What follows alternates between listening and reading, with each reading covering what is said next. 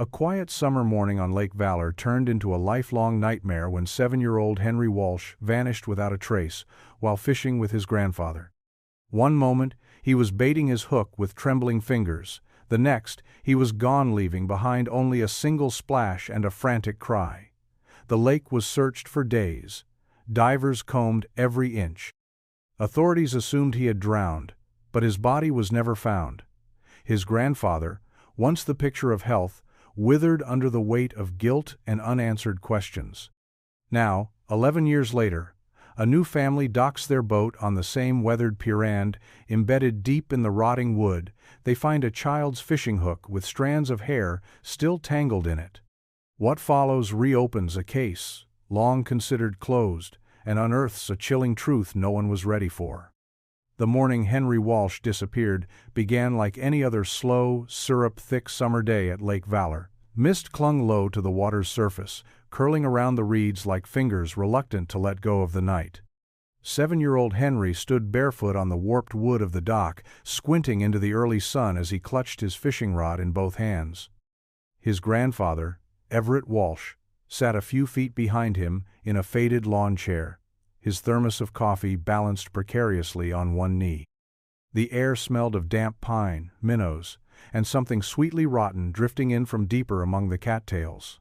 Henry had always loved fishing with his grandpa. He was a quiet boy, full of questions but content to hold them in his chest like breath under water. That morning, he'd been trying to hook a fat nightcrawler through the middle without hurting it.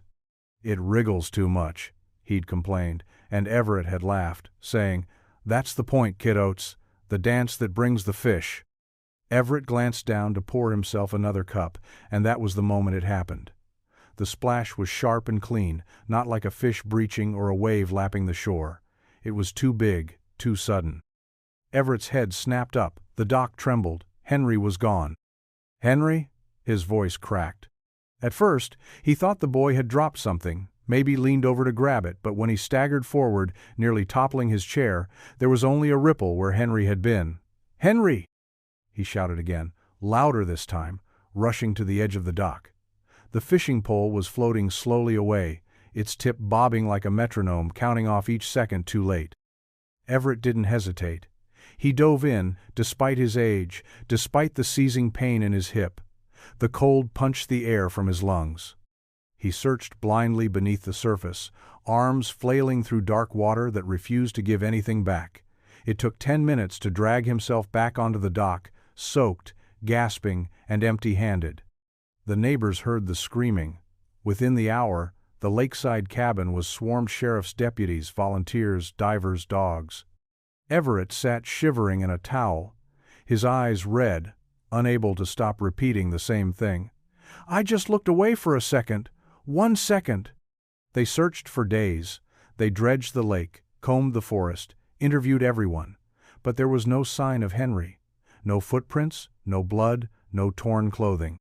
Only that rod, the soft ripple in the water, and the hollow echo of Everett's scream lingering over the lake like mist that never quite cleared. In the weeks after Henry disappeared, the Walsh household transformed into a shrine to a boy who no longer laughed in its halls. His shoes stayed by the front door, still caked with the mud he'd tracked in from the lake path the day before he vanished. His cereal bowl remained in the sink, faint rings of milk staining the porcelain like a fingerprint. His bedroom became a place no one entered but everyone orbited, as if disturbing it would sever the fragile tether they clung to, the hope that maybe, somehow, he might still come home. Catherine Walsh stopped eating the way a tree stops blooming gradually, and then, not at all. Her face lost its roundness. Her arms, once used to lifting Henry into giggling cartwheels on the lawn, now hung limp at her sides like empty sleeves. She clutched photos the way other people clutched rosary beads. When someone said his name, her head snapped like a whip, eyes wide, as if he might be standing behind them, grinning, about to ask what was for lunch. Mark, her husband, didn't cry. Not in front of her, not even at the vigil where dozens gathered with candles flickering like desperate little prayers. Instead, he tore up the floorboards of their lives, fixing, painting, building anything that kept his hands busy and his mind quiet. When the search was called off after a month, he punched the sheriff's car. Didn't even apologize, just stood there, knuckles bleeding, and stared out at the lake like it owed him a debt it would never repay. Everett, the grandfather, withered. He stayed up at the lake cabin for weeks after everyone else left, long after the search parties packed up and the yellow tape fell slack from the dock posts. He'd sit in that same rusted chair, staring at the water as if trying to memorize its every ripple, daring it to offer back his grandson. Eventually, the local warden found him wandering barefoot along the shoreline in the middle of the night, muttering nonsense to himself. They brought him home, but he never really came back. Dementia crept in like fog, not sudden but smothering. The town of Fairbridge mourned too, but softly, from a distance. They brought casseroles and mumbled condolences. People whispered in store aisles and avoided the Walsh family with an awkward kindness. Over time, as years passed, they filed the tragedy into the folder labeled unanswered, right beside old fires and lost hikers. It became a ghost story parents warned their kids about when they neared the water's edge. And slowly, as the lake carried on with its summer swimmers and fishing boats, Henry's name was spoken less, until only those who loved him still remembered how loudly he used to laugh. 11 summers had come and gone since Henry Walsh vanished from the dock at Lake Valor, and with time came the slow, inevitable fading of memory. Trees had grown taller, paint had chipped from cabins and been reapplied, and the dock old bones, though it was still jutted confidently into the water like nothing terrible had ever happened there. Most of the town's newcomers didn't know its full history, and those who did had learned how to tuck it neatly beneath silence, as though truth could be swallowed like a stone. The Bellamy family arrived in early June, tired from the long drive and eager to stretch their legs. Neil, the father, was a history teacher with a thinning patch of hair and an optimism that hadn't yet been ground down by life. He'd found the cabin listed under rustic lakefront charm in a rental guide from his brother. 1 week. Just the 4 of them, no screens, no Wi-Fi, just fishing poles, bonfires, and time. He called it a reset. His wife, Claire, called it a gamble. Their 2 kids spilled out of the minivan with the ferocity of the cooped-up Olivia, 13, already texting on a phone with no signal, and Sam, 9, who immediately grabbed a stick and declared war on the nearest bush. They were loud in the way families are when they've been crammed together for too long, and the quiet cabin received them like a museum might a marching band. The place had an aged beauty to it, wide floorboards that creaked under every step, cabinets that stuck slightly when pulled, a fireplace stained with the ghosts of 1,000 summer nights. There were framed paintings of the lake in every season, and a faint scent of pine and something musty, like time itself had made a home in the rafters. "Hey," Neil called from the back deck. "You guys have to see this view." They gathered outside, the lake stretching before them like a sheet of glass.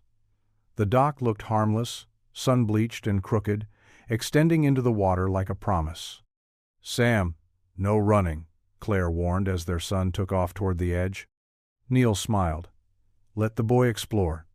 No one noticed the slight warp in one of the dock's planks. No one questioned the old rusted chain coiled near the base of a nearby tree. No one saw the initials HW faintly carved beneath the railing. The past had not forgotten this place, but the Bellamys had no way of knowing what the lake remembered. Not yet. The morning the hook was found, the lake was a mirror of calm. Sam had woken before the others, slipping past his sleeping parents and onto the dock in his oversized sneakers and pajama pants. The air smelled like wet bark and minnows, and the planks creaked beneath him as he carried his tackle box and rod like prized possessions. He was too young to know the weight of the place, too innocent to sense the invisible heaviness that still clung to the weathered wood beneath his feet. He dropped his tackle box beside the edge and knelt to examine a crack in the boards, his fingers tracing the jagged opening where a nail had once been. That's when he saw it just barely poking out from the seam.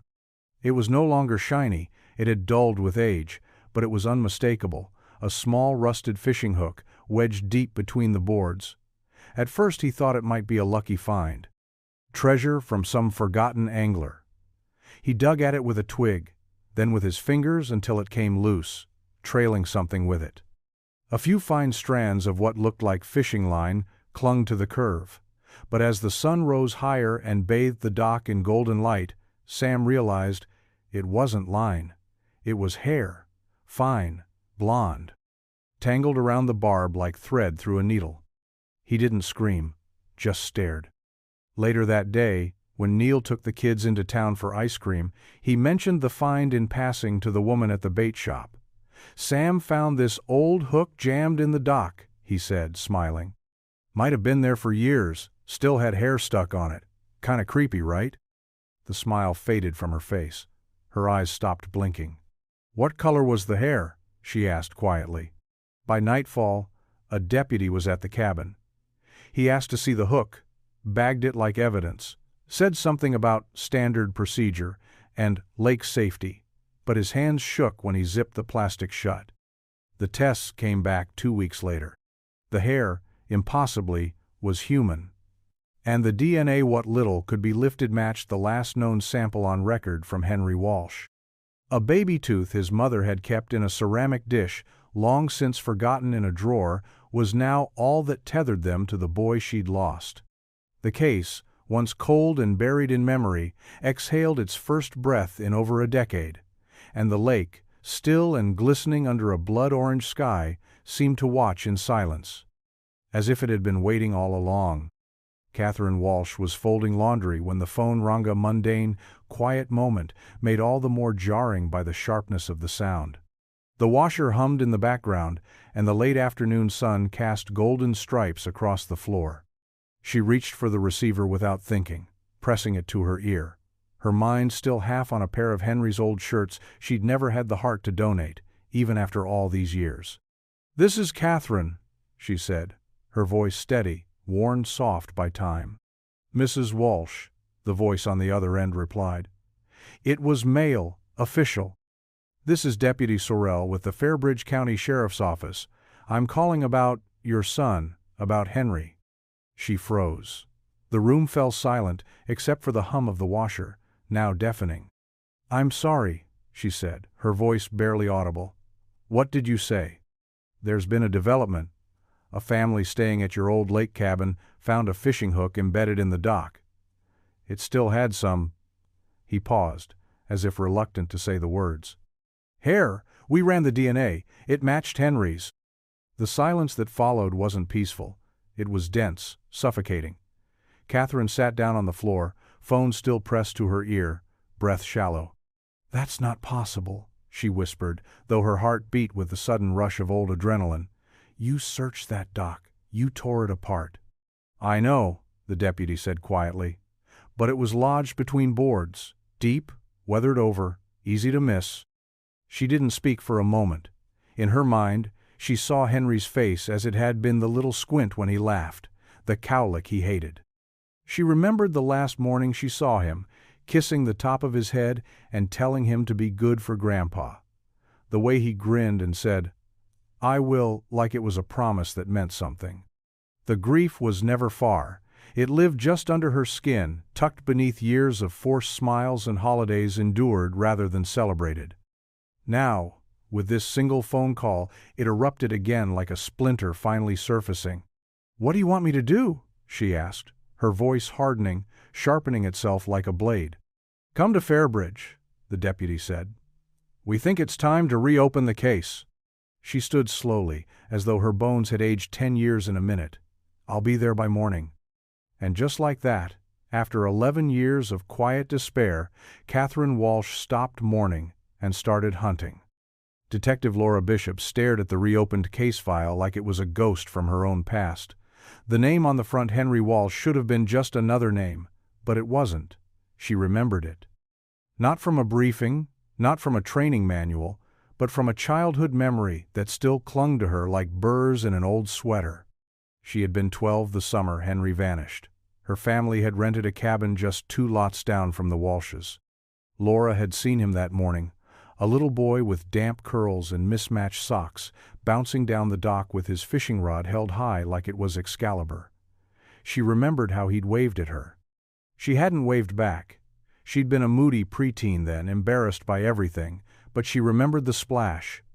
Not the moment it happened, but the aftermath screaming, the sirens, the way grown-ups stood around whispering like fear was contagious. Now, sitting at her desk in the Fairbridge substation, the photos laid out in front of her felt like time folding in on itself. Henry's face stared back at her from a school portrait, freckles, 2 missing teeth, a smile too big for his face. She swallowed hard and reached for the incident report. It was as thin as she expected. An open and shut assumption of drowning. No foul play suspected. No evidence found. Until now. The hair caught on the hook had tested positive for Henry's DNA. It had been preserved unnaturally well, tucked in the shade between dockboards, safe from sunlight and rot. The lab noted the strands had been cut, not broken. That was new. Laura leaned back in her chair, fingertips pressed to her temples.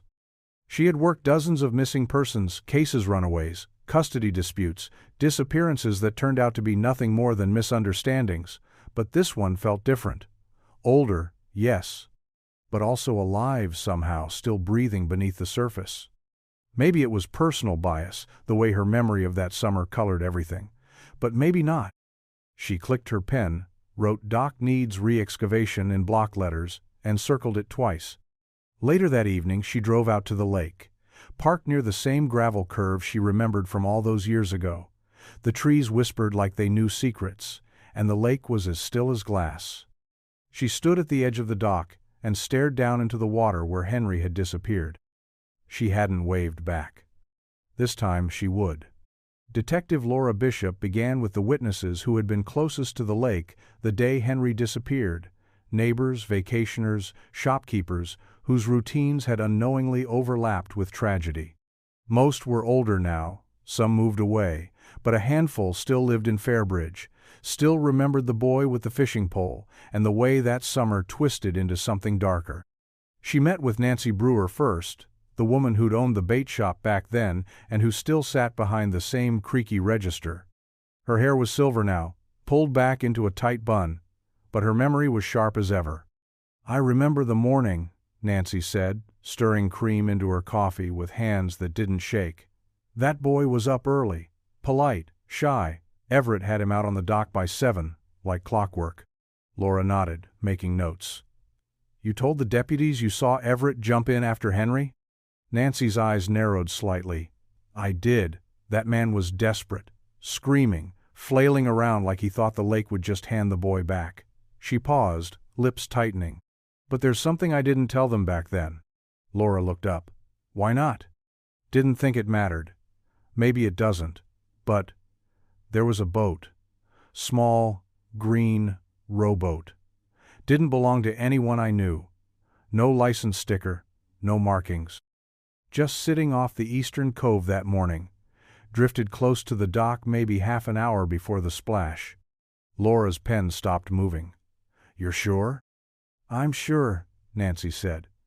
"I was setting out minnows on the bait tables when I noticed it. I remember because it didn't look like anyone was fishing, just sitting there." "And no one followed up on that?"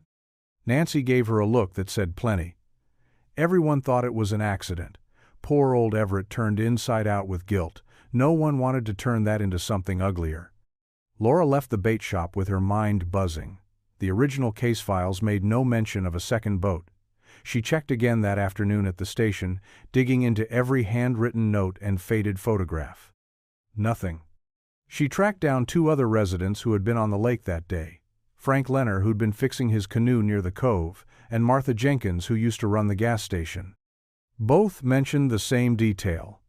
A small, silent boat drifting too close to the Walsh dock, gone before the search started.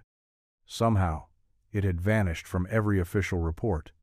Laura stared at the lake again that night, her reflection rippling in the dark surface. What else had been missed, buried by the town's desire to move on? The lake hadn't forgotten, and now, neither would she.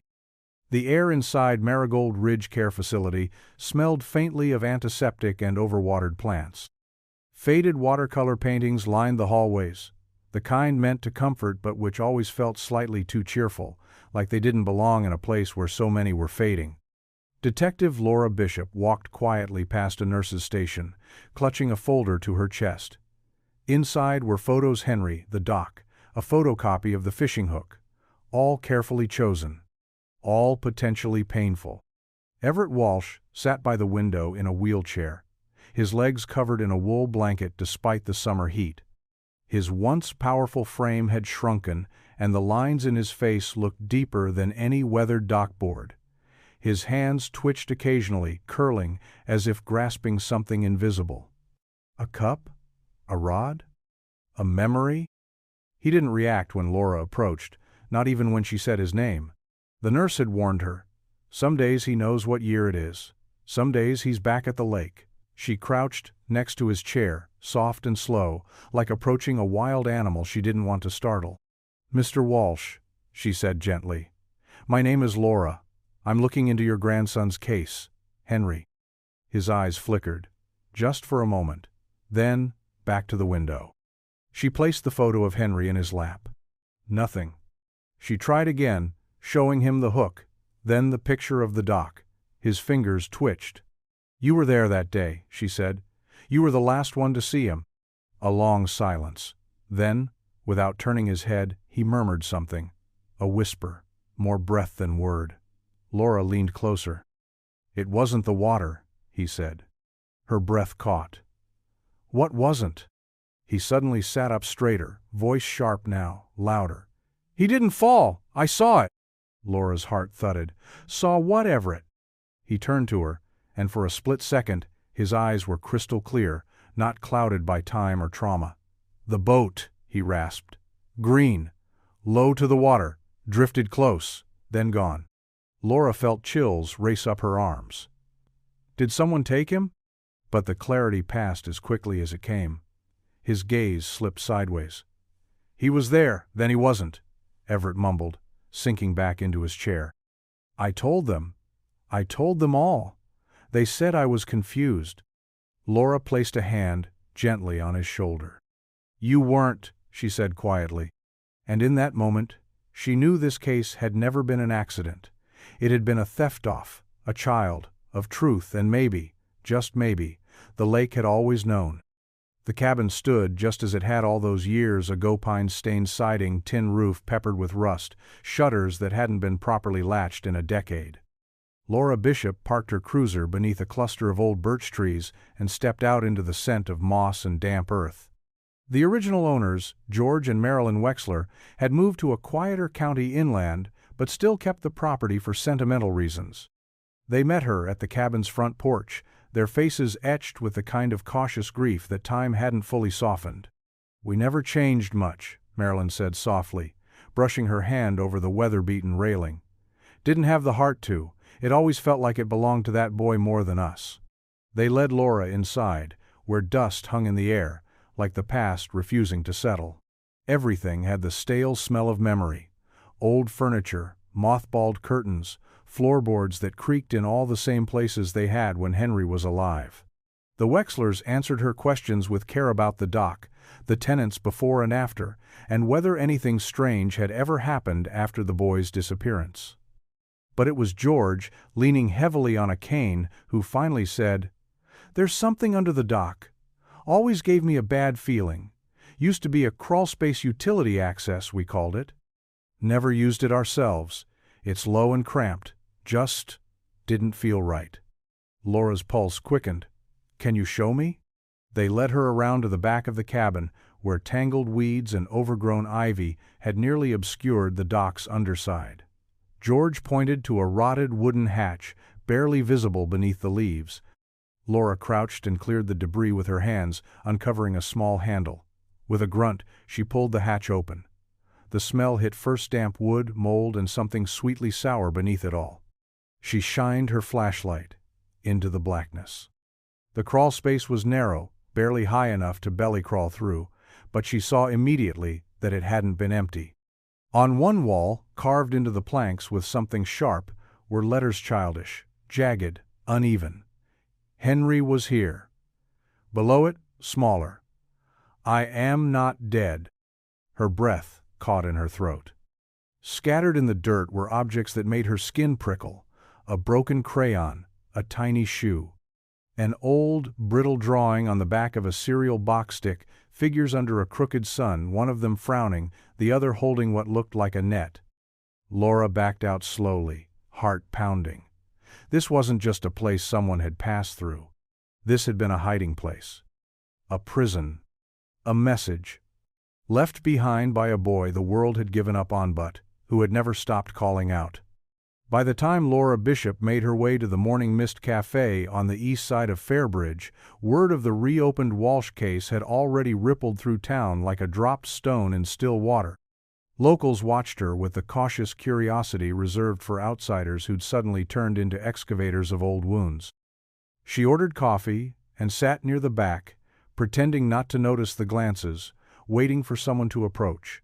It didn't take long. "Detective," said a low voice. An older man with a windburned face and a trucker's hat sat down across from her without asking. His name tag read Kurdish was one of the original park rangers, retired now. "You're the one looking into the Walsh boy?" "I am," Laura replied, measured. He tapped the side of his cup, eyes not meeting hers. "You ever hear the story about the echo under the lake?" She didn't answer, sensing it was rhetorical. "They say, if you're alone on the east dock at sunset, and the lake's still, real still, you can hear something. A voice. A child's voice. Calling out from below. Locals have been telling that tale for years. Always figured it was just a ghost story." He paused. "But that started after Henry went missing." Laura leaned forward. "Why didn't you report that back then?" Curtis gave a bitter laugh. "Because it sounded insane. And because anyone who tried was told to shut it down. Sheriff called it lake hysteria. Said grief does strange things. We all wanted to believe he'd just drowned.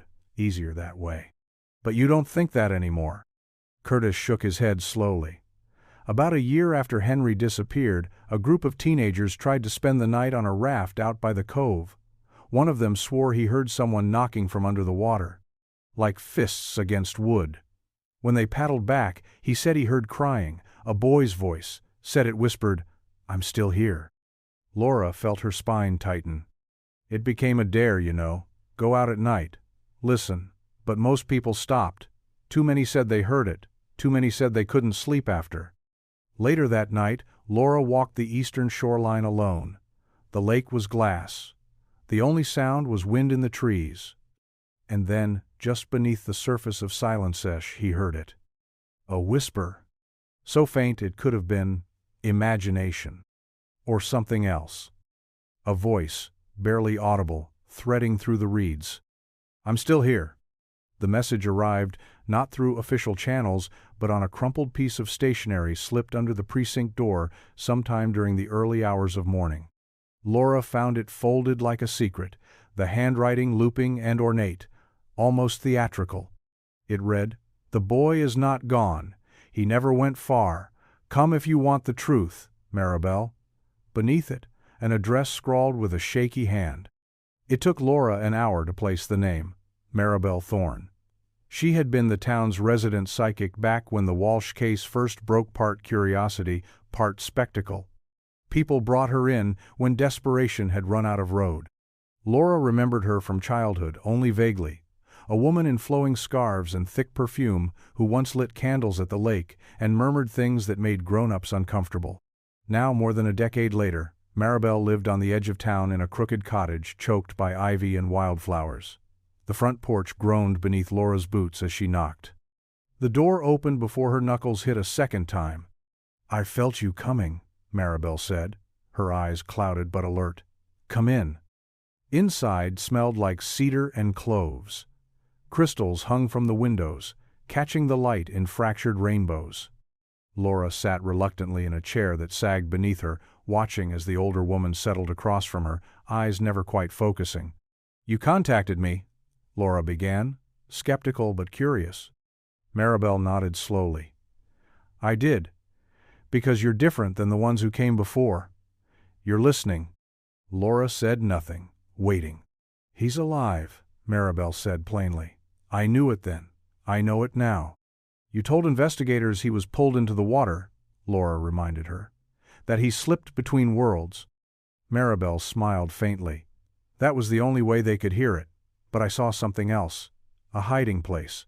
Somewhere close. Made to feel far." Laura hesitated. "Can you be more specific?" "He was taken," Maribel whispered. but not far, just beneath notice. You felt it too, haven't you? The echoes, the signs? He's calling out still.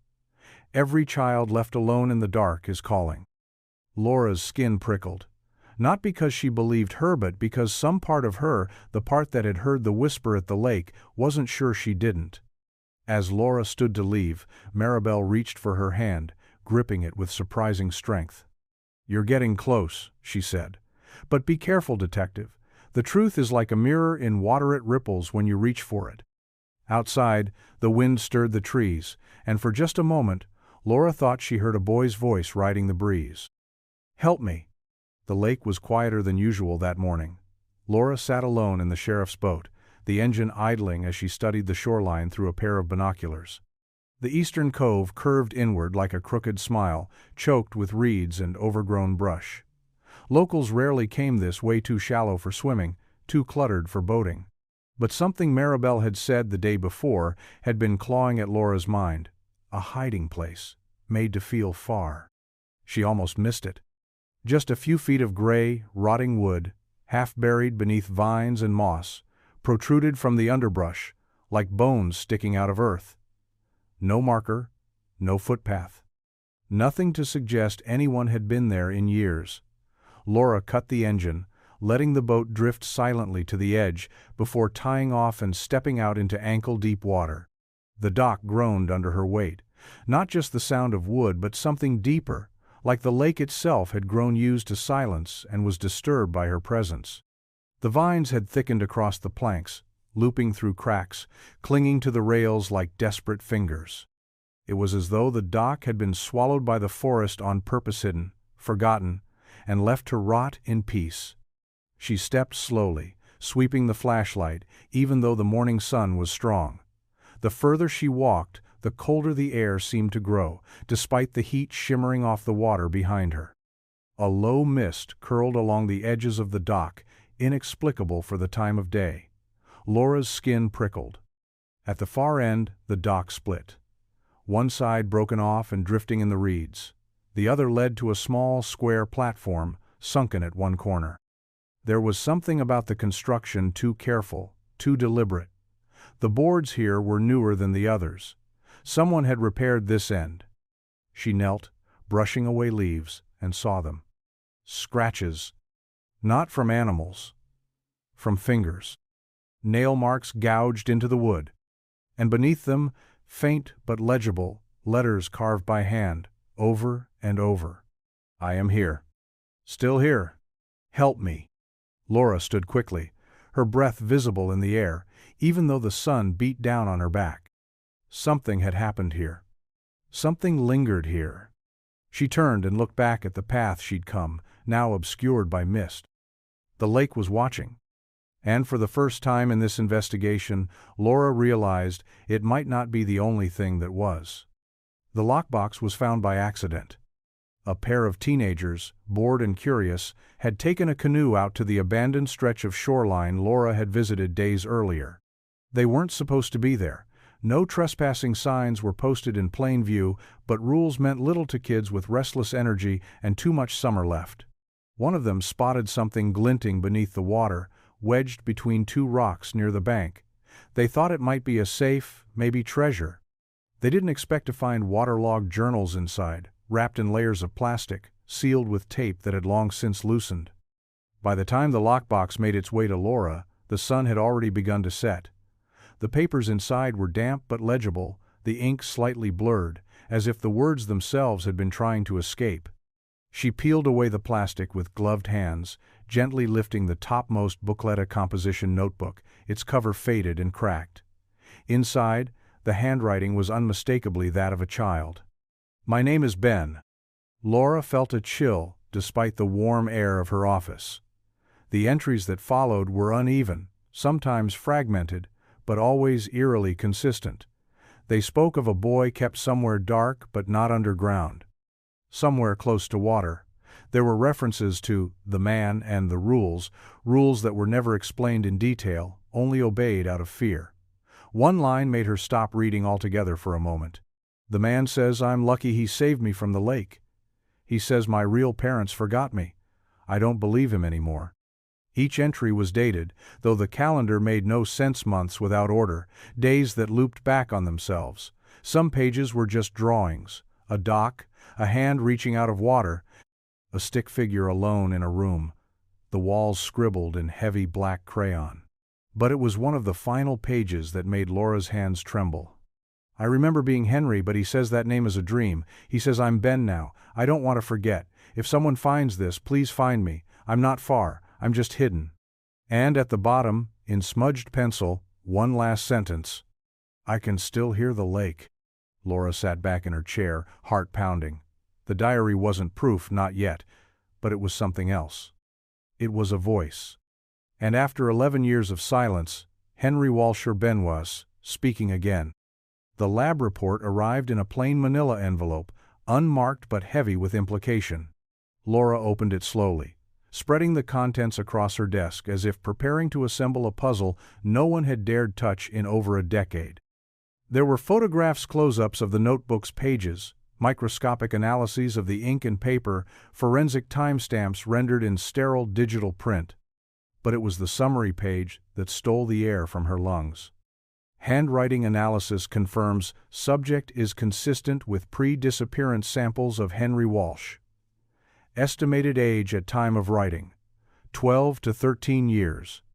Ink degradation and moisture content consistent with exposure under non-climate controlled conditions. Likely time of authorship, 9 to 14 months prior to discovery. Laura stared at the sentence as if willing it to change. Not only had someone written those words recently, but that someone was very likely still alive. Still here. Still close. She ran a hand through her hair and rose from her chair, pacing. It changed everything. All those years of assuming Henry had either drowned or died shortly after vanishing, those assumptions now teetered on the edge of collapse. He'd been writing, remembering, resisting. Somewhere, not deep in the wilderness, not far across state lines, but here, on the edge of a lake that had become both a sanctuary and a prison. More troubling still was the implication of the diary's preservation. The lockbox, the layered plastic, the deliberate waterproofing it, hadn't been a child's doing. It had been planned, prepared. Someone had helped protect those pages. Someone had wanted them to survive.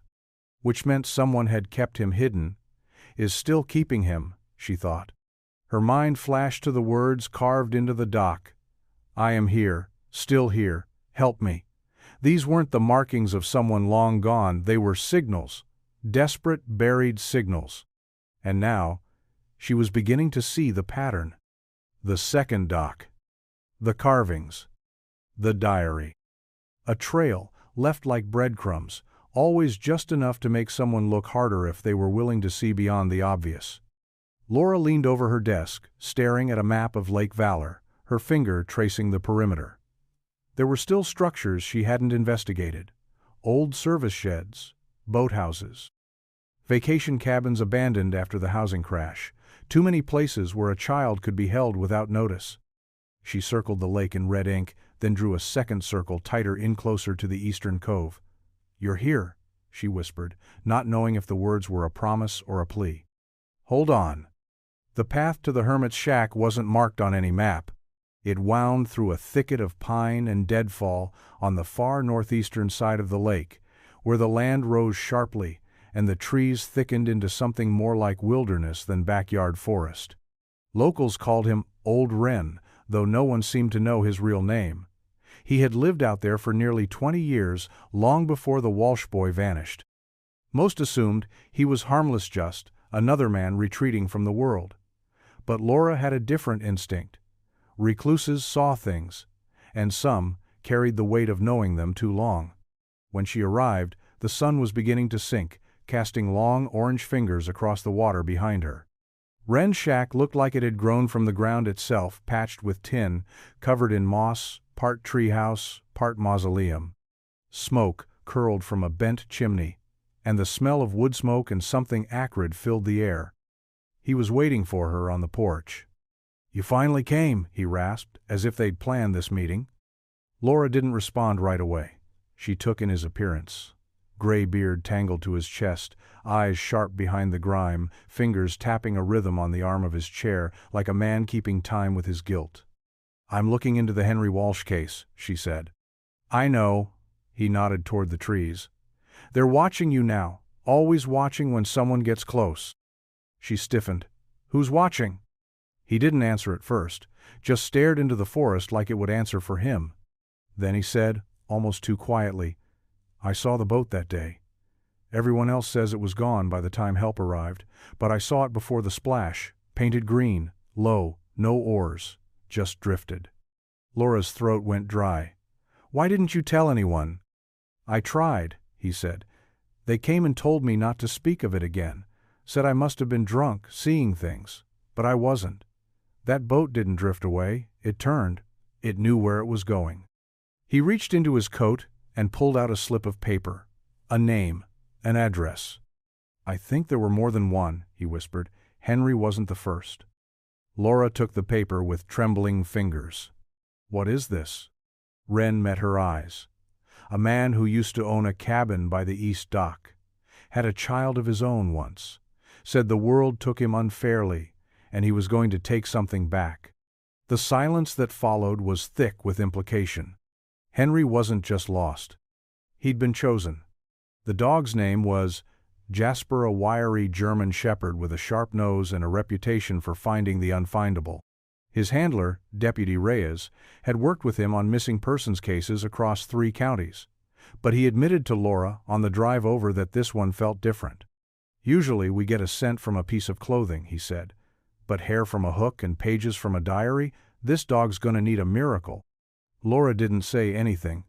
She just held the sealed bag tighter against her chest, the diary page inside trembling slightly in her grip. "I am not far." The words had taken up permanent residence in her head. They started near the eastern cove where the second dock had crumbled into the reeds, Jasper circling with quick, purposeful movements as he inhaled in deep, rhythmic bursts. For a moment, it looked like a dead end. Then his ears perked. He gave one sharp bark and lunged forward, almost pulling Reyes off his feet. Laura followed as they pushed into the trees, branches scraping at her arms, the forest thick and untouched. Jasper moved like he knew exactly where to go. 10 minutes passed, then 20. The terrain grew steeper, less forgiving, and still, the dog pressed forward. Then Reyes stopped suddenly. "You smell that?" Laura nodded. Smoke, faint but present, not fresh. Maybe days old. Maybe just long enough to suggest someone had left in a hurry. Jasper stopped beside a fallen log and began to bark. There, in a clearing sheltered by pines, was a makeshift camp.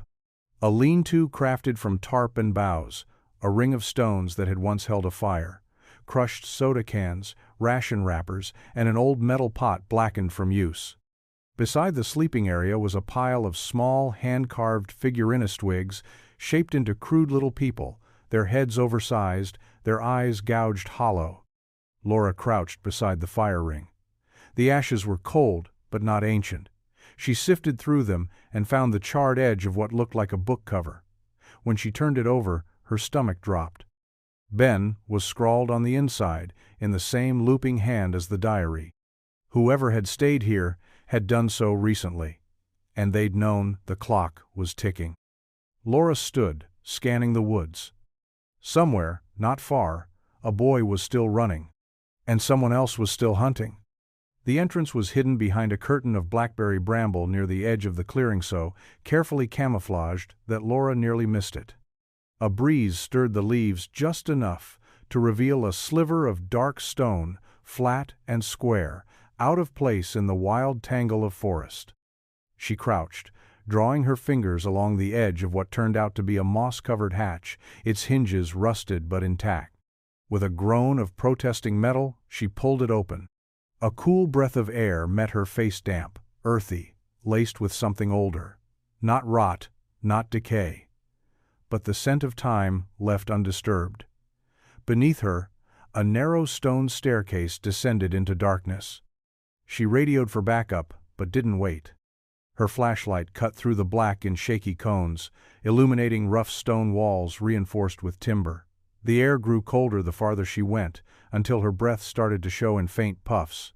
Roots from old trees snaked through the ceiling, forming jagged veins that pulsed in the light as if alive. At the bottom, she found a door. It wasn't locked, just latched with a hook from the inside. A child could have done it. Inside was a room no larger than a garden shed. The walls were rough, made from packed dirt and old brick, with low ceilings that forced her to hunch. Her beam swept the space and stopped on the far wall. Dozens of drawings taped, pinned, scratched covered the surface like a mural of madness. Crayon and pencil, charcoal, even ash. Stick figures in cages, eyes in trees. A boy holding a balloon, the string coiled like a leash. Beneath each figure was the same name, over and over, scrawled in different hands, different sizes. Henry. The repetition felt frantic. A lifeline scribbled into clay, a name remembered by force. In one corner, beneath an overturned milk crate, Laura found bones, small ones, animal. Clean and stripped, arranged in patterned circles, spirals, some crude crosshatches that might have been symbols or just the idle scratches of a mind desperate for order. Next to them, a child's shoe, moldy but intact. She turned it over. On the sole, in faded ink, were the initials H.W. Laura backed out of the room, heart pounding. This was no storm shelter, no place of refuge. It was a cell, a monument to memory. And, somewhere, someone still believed Henry Walsh was their possession. But not for much longer. The footage arrived on a thumb drive, delivered by a wildlife conservationist who had been monitoring deer migration along the lake's northern ridge. He hadn't been looking for anything unusual, just movement patterns, species counts. But what he found instead had left him pale and silent, hands trembling slightly as he handed the drive to Laura. "I wasn't sure what I was hearing," he muttered. "But it wasn't an animal." Laura loaded the file in her office, heart already hammering before the screen lit up. The footage was grainy, filmed in infrared, time-stamped 3 nights prior. The camera was fixed to a tree at the edge of a clearing she hadn't yet searched. Thick woods, no trails, just the hum of wind through leaves and the occasional flicker of glowing eyes in the distance. For the first few minutes, there was nothing but rustling branches and the chitter of raccoons. Then movement. A figure stepped into frame, small, slouched, barefoot. A child. Laura leaned forward, her breath caught in her throat. The boy didn't look at the camera. He kept his head low, as if listening for something else. His clothes hung from him in tatters, hair tangled and matted. He turned once, just enough to reveal the flash of a face pale, gaunt, eyes too large for a child his age. And then he spoke. At first it was a whisper, so soft it could have been static.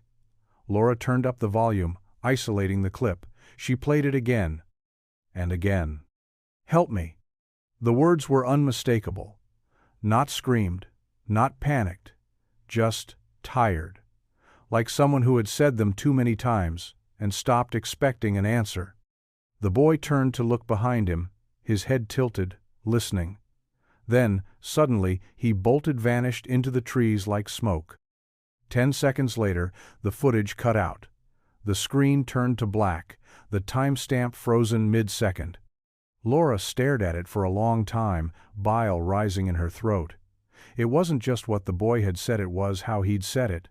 Like the whisper was meant for someone specific. Like he knew the camera was there. She grabbed her gear and radioed her team, voice taut with urgency. That clearing needed to be searched before darkness fell again. Because somewhere in those woods, a boy who once was Henry and now called himself Ben was still alive. And he was still asking the same question he had whispered to carvings, to diary pages, to the lake itself. "Help me."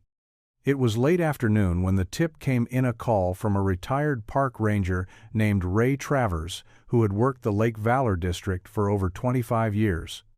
Laura met him at the ranger station, a squat log building that smelled of pine sap and old coffee. He was already seated when she arrived, a man of few words, his ranger uniform still crisp even in retirement. His face was lined by years in the sun, but his eyes were sharp, steady. "I heard about the case," he said without preamble. "Been hearing the name Henry Walsh again. Figured it was time to talk." Laura took a seat across from him, notebook in hand. "Go ahead." Ray nodded slowly, collecting the pieces from memory. "Back in 2016, I was patrolling the eastern boundary near the old ridgeline cabins, those off-grid lots no one keeps up anymore. I came across a man and a kid camped out in one of them. Thought they were squatters at first. But the man had papers. Showed me licenses, permits. Said they were father and son. Names didn't raise any flags." "What names?" Laura asked quickly. "Thomas and Ben Parker," Ray replied. "Man said he was homeschooling the boy, living the simple life off the land. It wasn't illegal, just odd. The kid barely spoke. Didn't look at me once. And the man, he kept standing between us. Like a wall." Laura's pen stilled. "What happened next?" Ray leaned back in his chair. "About 2 weeks later, I came back. Figured I'd check in. Maybe bring them some supplies. But the camp was abandoned. Fire pit cold. Belongings gone, but fast. Rushed, like they knew someone was coming." "Did you report it?" "I did, but nothing came of it. No missing persons, no violations. Looked like a backwoods family moving on." Laura's heart beat faster. "Do you remember what the boy looked like?" Ray's voice lowered. Thin, quiet. Had this haunted look like his eyes had seen something he couldn't say out loud. He slid a sketch toward her, drawn crudely on Ranger report paper, dated July 2016. A boy, crouched, stick in hand. The handwriting at the bottom chilled her. "Ben P. won't speak. Keeps writing Henry in the dirt." Laura closed her notebook. The diary, the carvings, the name. He had been trying to remember. And someone had been trying just as hard to make him forget. The air was thick with tension as the convoy of cruisers crept down the narrow dirt road on the lake's far side, tires crunching over gravel and fallen pine needles. Laura rode in the lead vehicle, her jaw clenched, fingers tapping the grip of her sidearm. The address, Ray Travers, had provided an old ranger parcel, supposedly unused for yearshad, led them to a clearing too quiet, too symmetrical. A single cabin stood at the center, not dilapidated like the others they'd passed, but intact, maintained. The windows were covered with blackout sheeting. A tin chimney puffed smoke into the gray sky. "This is it," she whispered. Guns were drawn. A battering ram cracked the front door in 2 strikes, the splintering echo swallowed by the forest. What greeted them inside was not chaos. It was order. Obsessive, meticulous order. The main room was clean, too clean. Walls painted in matte gray, no decorations, no furniture, except for a table and 2 chairs. But it was what lay beyond the hall down, the narrow corridor to a locked rear room, that turned the mood from tense to sickening. The door was bolted shut from the outside. Laura's boot met it square. Once, twice, 3 times. When it gave way, the stench rolled out. The room inside was no more than 10 feet by 10. Concrete floors, no windows. A drain in the center of the floor. A mattress, stained and bare, lay in one corner. In another, a bucket. Chains hung from a metal ring embedded into the wall, small padded cuffs attached. Children's restraints. Laura's stomach lurched. Drawings covered the walls again, not pinned, this time scratched directly into the paint with fingernails, stones, whatever could carve. Stick figures, a boy in a box, a man without a face. The word Henry etched over and over until the paint peeled. On the floor beside the mattress was a spiral-bound notebook. Laura crouched and picked it up with gloved hands. A journal. "I tried to be good today. I didn't speak. He gave me soup again. Cold. But I didn't complain. I'm remembering things. A dog. A blue bike. A woman who smelled like vanilla.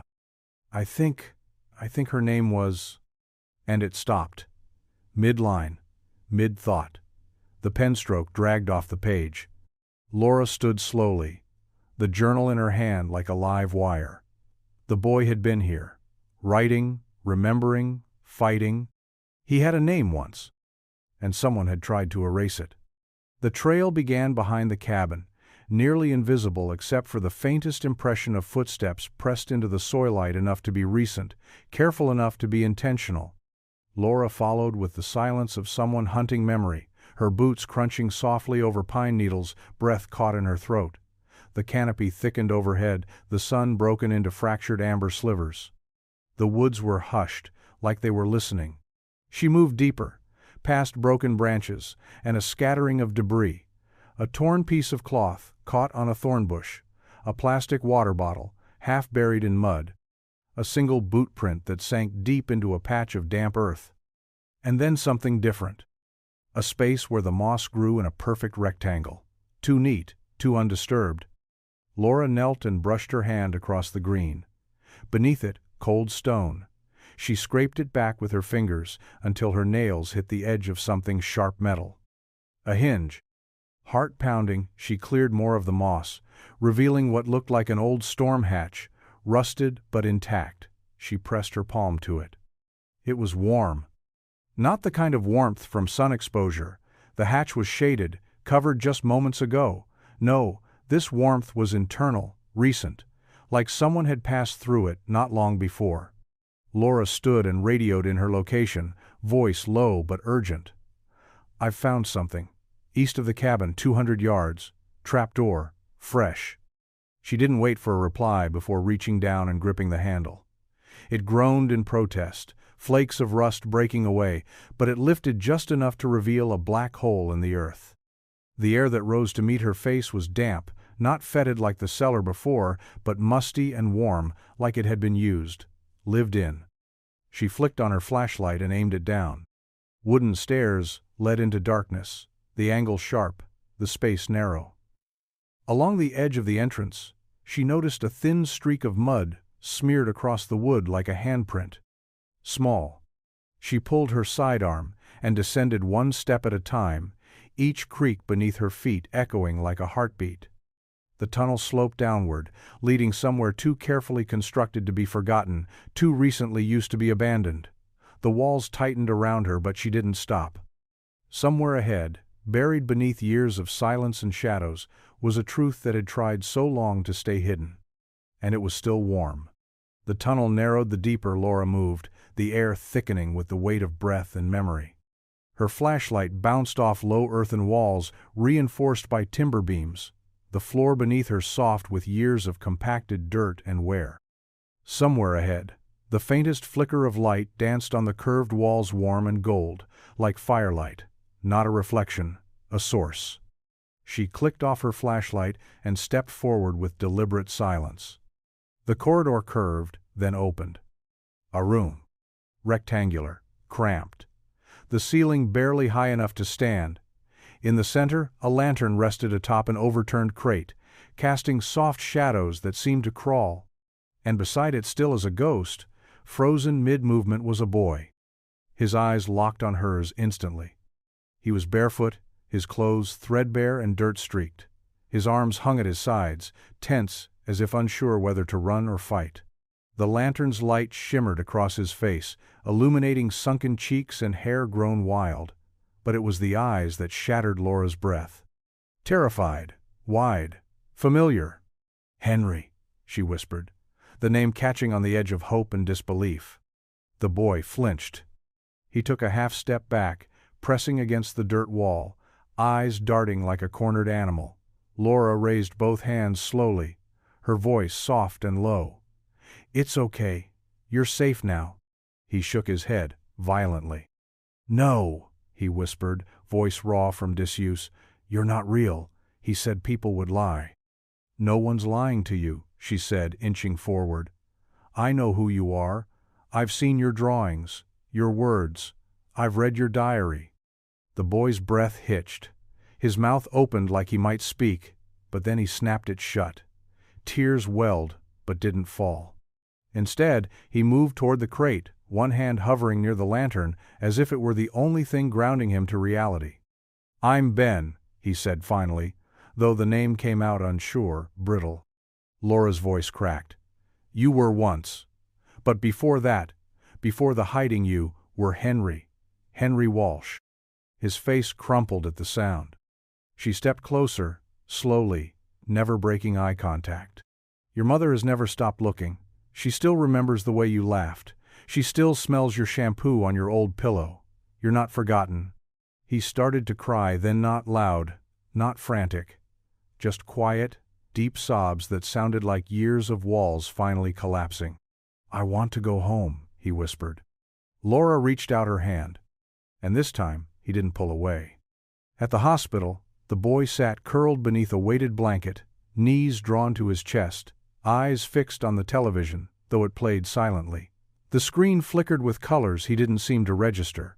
Nurses moved carefully around him, never too close, always announcing their presence. Laura watched from just outside the room, arms crossed, the ache in her chest growing heavier with each passing hour.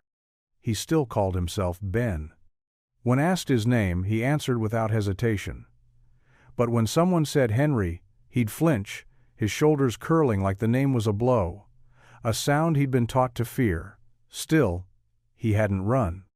He hadn't denied her hand in that tunnel. And when they swabbed his cheek for DNA, he hadn't resisted, only asked quietly if it would hurt. The results came back less than 24 hours later. Positive match. Henry Walsh. No question, no room for doubt. Laura walked into the hospital room with the file in her hand, but she didn't need to say it. He looked up as she entered, his eyes already wet. He knew. "I remembered a song," he said suddenly, voice barely above a whisper. "It was about stars. My mom used to hum it when she brushed my hair." Laura nodded, sitting down slowly in the chair beside him. "You remembered right. Her name's Catherine. She's coming soon." He looked away. "I don't know if I can be him again." "You don't have to be," she said. "You just have to be safe." It took hours' gentle questions, long silences, a soft promise that no one would make him go faster than he could bear. But eventually, he began to speak. The man's name was Thomas Harlan. He had found Henry the morning he disappeared, claiming he'd pulled him from the water. "You were drowning," he told him. "Your real family let you go." He never raised a hand, never hit, but the manipulation was surgical. "You're Ben now. Ben listens. Ben is loved." For years, Henry had lived between shadowscaben to cabin, woods to cellar, always hidden, always protected. He was told the world was broken, that reporters were wolves, that people who asked questions wanted to hurt him. And worst of all, he believed it.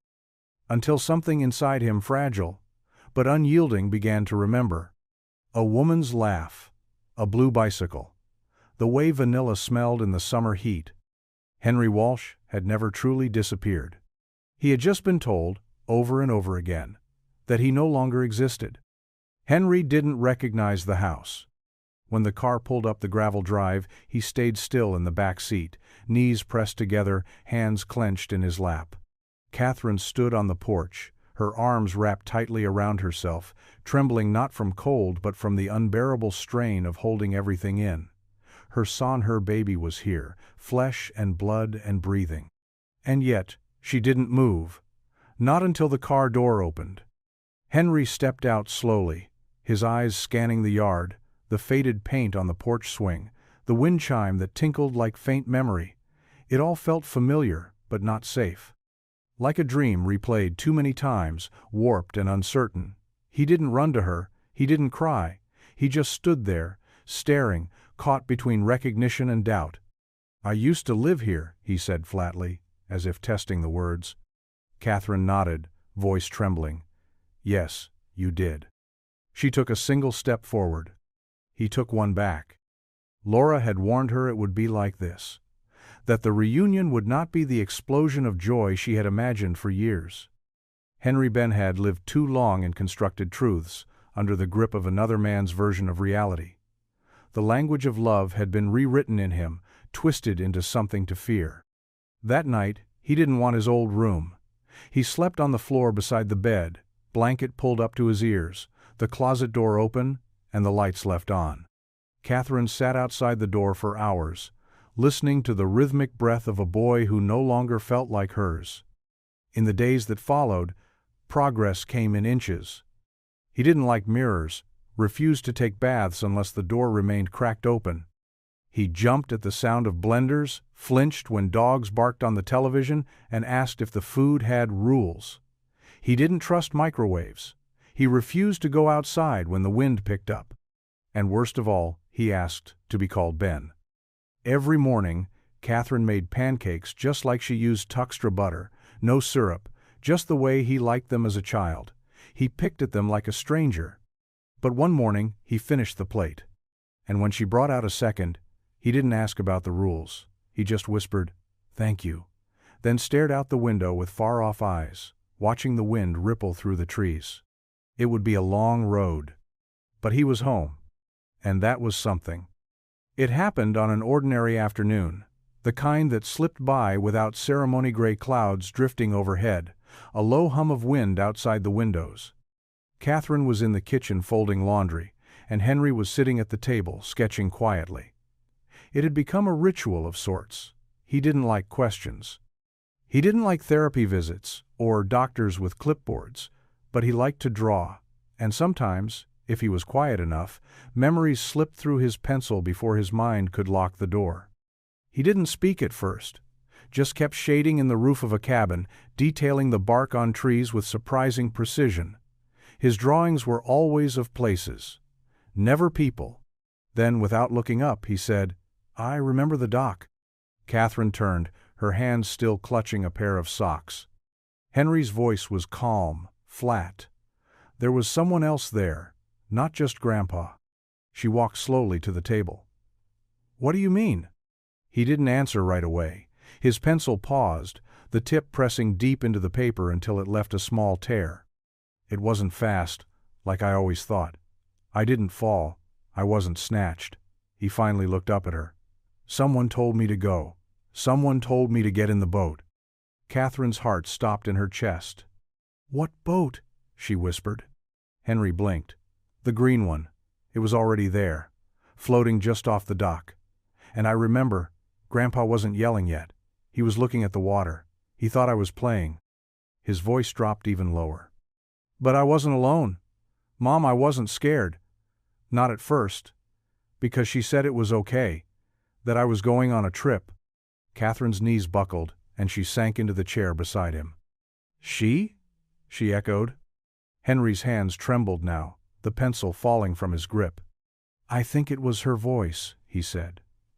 "I didn't want to go, but she said it was the only way." Catherine sat frozen, blood draining from her face. Henry was shaking now. "She told me not to tell Grandpa. She told me he wouldn't understand, that he'd stop me if he knew." Silence swallowed the room. And then, so softly it was barely sound, "It was you." Catherine's breath caught, her vision blurred. Henry stood, backing away from the table, eyes wide and full of something too old for his face. "You gave me away."